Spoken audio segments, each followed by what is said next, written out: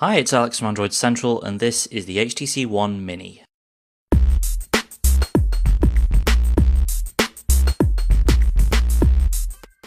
So the One Mini is HTC's take on a smaller version of the HTC One at a lower price point. As you can tell from the shape of the design language, it's a very close relative of the HTC One, the most obvious difference being the size. The Mini has a 4.3 inch screen compared to the original's 4.7 inches, and the resolution has been downscaled slightly as well, going from 1080p to 720, though on a panel this size, it still gives you well over 300 dpi. The design has also been tweaked, and there's a bit less metal and a bit more plastic on the One Mini. The back is aluminium, just like the HTC One, but the plastic trim now extends a little further around the sides, and it's got this glossy finish to it that's kind of reminiscent to last year's One X. And it's a really comfortable phone to hold and use, arguably more so than the larger version. It's still a very tall phone, and that might not be an ideal fit for everyone, but it's also much narrower, which means it's easier to hit all of the screen with your thumb. So there have been a few alterations, but despite these changes, it still ticks all the boxes you'd expect from a phone carrying the HTC One name. You've got two bassy front-facing speakers, Beats audio support, and an ultra-pixel rear camera. That's the exact same sensor that's used in the HTC One, only without optical image stabilization. For that reason, the camera app now has a software stabilization mode.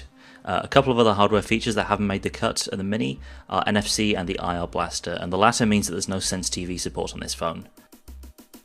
On the inside, the One Mini is running a dual-core 1.4 GHz Snapdragon 400 CPU with 1GB of RAM and 16GB of internal storage.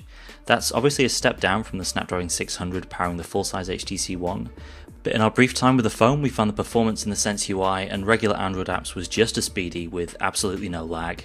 And in terms of software in general, you're looking at an experience that's almost identical to the full-sized One.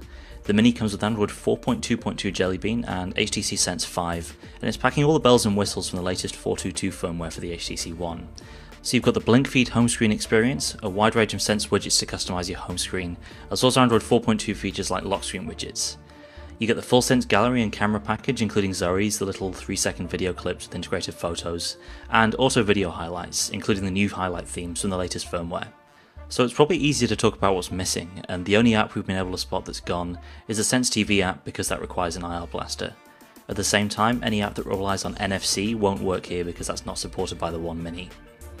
On the whole then, the HTC One Mini gives you the vast majority of the HTC One's features in a smaller, more ergonomic chassis, with the promise of a lower price point to boot.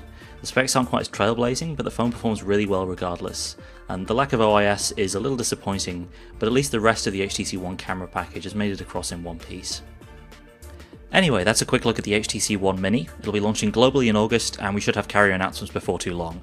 We'll have much more on this phone as release approaches, but in the meantime be sure to head over to AndroidCentral.com for a full hands-on preview.